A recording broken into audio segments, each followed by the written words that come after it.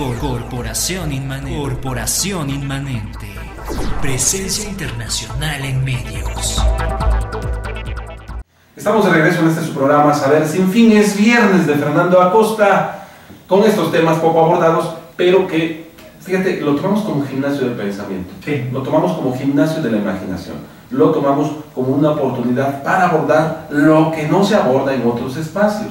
Y esto hay que decirlo, empezando por las instituciones de estudio, que usted dirá, pues porque son instituciones serias, no como el espacio que ustedes tienen, pero eso, bueno, eso es respetable, pero no lo compartimos. Fernando Acosta, has traído a esta mesa un tema que le vamos a titular las casas embrujadas de Puebla. A ver, vayamos por partes. Primero, ¿qué es una casa embrujada? El concepto de casa embrujada, ¿qué implica? Y luego, si te parece, vayamos poco a poco abordando algunos casos. Sí, es interesante. Bueno, es que nada, una precisión. Los planes de estudio de las universidades, ya sean oficiales o privadas, no son tan serios como uno supondría. Es necesario, algún día, eso también entra en el campo de lo extraño, sería muy interesante hacer una revisión crítica, desapasionada, así desde afuera, de cuáles son los estudios de las universidades, y a ver si son tan serios en los diferentes temas o las especialidades que tienen. Bueno, una casa embrujada es una casa donde se dice, es decir, la gente que ha estado ahí, eso es importante, que ha estado ahí, que lo ha presenciado, que lo ha vivido, donde se dice que suceden cosas extrañas que no son atribuibles a ninguna causa reconocible en el momento, que podrían ser desde movimientos de asentamientos de tierra, se asienta la misma estructura de la casa, podrían ser fauna como las ratas, por ejemplo, o en la azotea los gatos o animales que pudieran haber andado. Se habla de apariciones, por ejemplo, o de vientos helados que suceden por dentro. Hay obviamente a veces de voces, también de voces que se escuchan, y muchas cosas de ese estilo. Una casa embrujada es una casa que alguna gente, porque ahí viene lo misterioso precisamente, alguna gente capta cosas. No toda la gente capta cosas. Si así fuera, pues sería un fenómeno absolutamente conocido.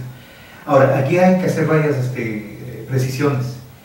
Una casa embrujada no tiene que ser como se plantea también otra vez en los medios de masa, en los medios de entretenimiento, una casa donde están manifestando las almas de los muertos que andan penando por ahí. Tampoco podemos hablar de que se estén manifestando entidades de las que podemos llamar demonios, o sea, dañinas de alguna manera a los seres vivos de ahí, tanto humanos como animales domésticos, ¿no? No, simplemente pasan cosas extrañas, y cosas muy extrañas. Y generalmente las casas embrujadas, esas cosas les suceden a gente que no va con esa idea. Otra cosa también, es que aquí hay muchísimo también que limpiar, que escombrar el terreno, es desconfiar, o sea, no tomar tan en serio, es decir, tomar, como tú dices, con reservas, con referencias, usando informaciones de los investigadores, los autollamados investigadores que se van en las noches a ver qué se les aparece en qué lugares, especialmente en los lugares donde se supone que hubo muertes o hay muertos, como son en los cementerios. Ahí tampoco tiene ningún sentido ir a ver qué sucede ahí de noche. Esa es una moda muy tonta desde un punto de vista de una investigación científica seria, que se puso, bueno, lo han estado desarrollando, no sé dónde comenzó. Yo empecé a conocerla en la televisión de Estados Unidos y luego ya se volvió aquí en México, de que incluso todo lo que están haciendo es grabando a los que van ahí, a los que supuestamente van a investigar, y hasta les ponen una cámara con un reflector ahí para que capte sus semblantes, sus facciones, y que se asustan de todo. Y llevan un equipo que en realidad no detecta nada del otro mundo, digamos, de fantasmas o demonios o apariciones de cualquier tipo, sino que son instrumentos que se usan en la física, en la electricidad, en la electrónica, para otras cosas. Por ejemplo, los termómetros, bueno, si es un termómetro es para medir la temperatura. El que haya variaciones de temperatura no quiere decir que exista algo ahí sobrenatural, algo inexplicable. Y lo mismo podemos decir, todas las cámaras que captan el espectro infrarrojo, es exactamente igual. Están los magnetómetros, sí, están captando un campo magnético, que tampoco quiere decir nada al respecto. Es decir, una casa embrujada es, antes que nada, es un reporte de casa embrujada. A alguien le pasa algo ahí, y eso es lo que hay que ver, por qué le está pasando. Y al final de cuentas, o sea, primero se hace una investigación alrededor de todo, descartando primero lo que ya es, lo que puede ser lo más probable desde el punto de vista natural, digamos, cotidiano, ¿sí? Una cosa importantísima, no ir a hacer ceremonias religiosas a las casas, porque ahora resulta que los que se llaman investigadores van a hacer exorcismos y van a rezar oraciones, generalmente cristianas, generalmente ya sea católicas o de otra denominación, ponen veladoras y cosas así. Bueno, no, pues es un culto religioso, pues ya el templo respectivo a presenciar, no tienes que hacer nada. ¿Pero por qué no, Fernando José?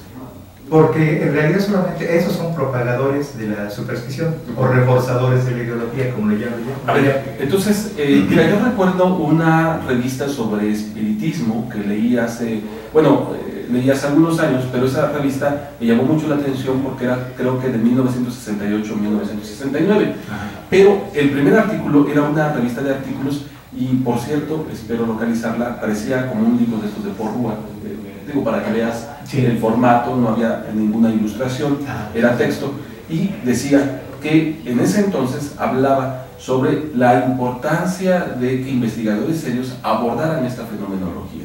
Y entonces, por ejemplo, daba una serie de sugerencias para las llamadas sesiones espiritistas. Por ejemplo, decía que se tuviera algún aparato para grabar, para ir tomando notas, para ir describiendo el fenómeno, más que dando por hecho una interpretación.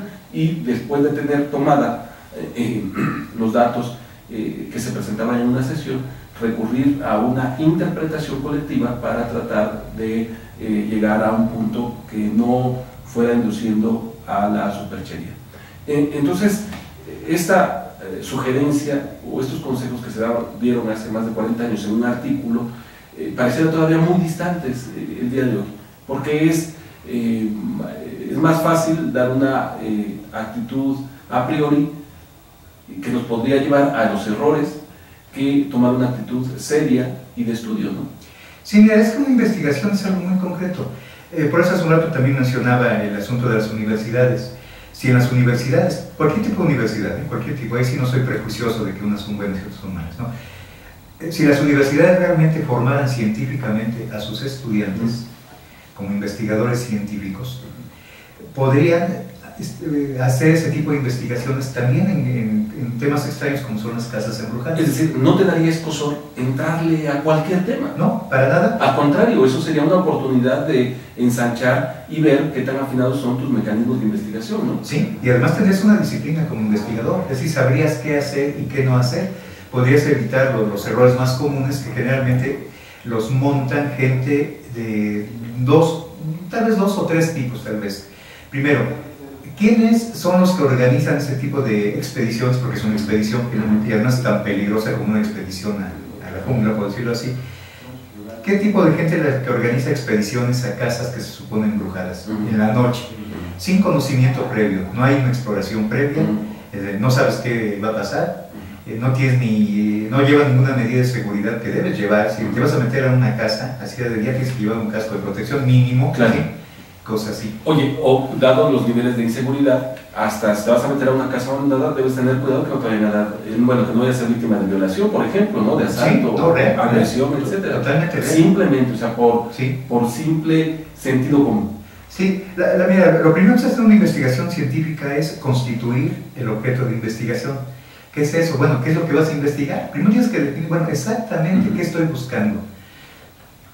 Tengo referencias de eso, y las referencias que tengo son válidas, me hacen presumir, o sea, suponer que voy a encontrar realmente lo que yo sospecho que hay, o no. Para eso hay que hacer primero una investigación preliminar, y es una investigación documental. Lo primero, pues una casa se dice que está embrujada. Bueno, lo primero, las coordenadas de tiempo y espacio. ¿Dónde está esa casa? ¿Sí? En tal lugar, de tal zona, en este caso, por ejemplo, de Puebla. Ciudad Puebla está una casa acá. Bueno, ¿cómo es esa casa? Vamos a verla desde fuera. Vamos a verla, vamos a ver sus alrededores. Luego, uno tiene que hacer la labor de periodista. Voy a preguntar, voy a conversar con la gente de ahí sobre todo con los comerciantes, que son gente que por estar al frente de su establecimiento están siempre ahí y están hablando con mucha gente, son los primeros en enterarse de cualquier cosa que pase, a ver qué saben ellos de esto. Ese es el segundo lugar. Bueno, ya después de eso se busca la referencia documental, que puede ser hemerográfica de periódicos, puede ser bibliográfica, que prácticamente no hay en Puebla. Hay quien ha escrito libros, pero basándose a su vez en otros libros, no tiene ninguno. Ok, Sí. voy al siguiente punto, si me lo permites, porque casi estamos al borde de que se concluya el espacio. Nos manda saludos nuestro buen amigo Antonio Chen, dice: saludos a Abel, a ti y a Fernando, un abrazo. Ya me pide aquí que vea yo esta nota, dice: detiene PGR a sacerdote salesiano de Oratorio San Juan Bosco, bueno, aquí en Puebla. Gracias, esto por la línea que he estado abordando con respecto a la pederastia. Le agradezco. Vía Twitter agradezco los saludos y el comentario de Pedro Palermo, de Rafael Pérez y de nuestra amiga Rocío García Olmedo. Gracias, diputada, por estarnos escuchando. Juan Carlos Trejo, también un abrazo, ya en unos momentos más, Voces y Sentimientos de Puebla. Fernando nos dice: está bien la explicación que están dando, pero díganos cuáles son esas casas embrujadas. Vamos primero al reporte. Yo te voy a hablar conozco varios casos, pero uno que me tocó muy de cerca saber muchas cosas es una casa, y yo sí digo su dirección y dónde está y todo, porque obviamente yo no me voy a ir a meter a esa casa y espero que tampoco nadie vaya a hacerlo, pero que la conozcan. Hay una casa en la 16 de septiembre de 1907. Yo la conocí en 1992, si no me equivoco, por una amiga mía que conocí aquí en la Universidad Autónoma de Puebla, pero se regresó, terminando la carrera, se regresó con su familia a Toluca. Entonces, cuando venía de visita, tenía un amigo que vivía en esa casa, que entonces era una vecindad. En su tiempo se ve que fue una casa señorial, eso debe haber sido a mediados del siglo XIX, o sea, 1870, por ahí. ¿Sí? A todos ustedes, muchas gracias por seguirnos. Ya saben que los viernes se los dedicamos a temas como este y cerramos nuestras transmisiones con Frecuencia Siniestra, quien, por cierto, hoy tiene un tema muy interesante. No se lo pierda, en punto de las 9 de la noche, un programa conducido por Hellcat, quien, déjenme ver, aborda hoy el tema de posesiones. Hellcat nos trae un tema que se titula Posesiones, en la cual estará acompañado de Fernando Acosta y de nuestro amigo, aquí lo tengo, Gustavo Kraft. Posesión demoníaca, mito o realidad, de cómo la Iglesia usa a su favor esta condición mental. Se puede ocupar un cuerpo ajeno, existen casos comprobados de posesión demoníaca, cine, literatura, casos conocidos. Viernes 9 de la noche, Saber Sin Fin, invitados Fernando Acosta y Gustavo Kraft. Gracias por habernos seguido, no se pierda nuestra transmisión completa hasta las 10 de la noche en vivo y después nuestras repeticiones. Corporación Inmanente. Presencia internacional en medios.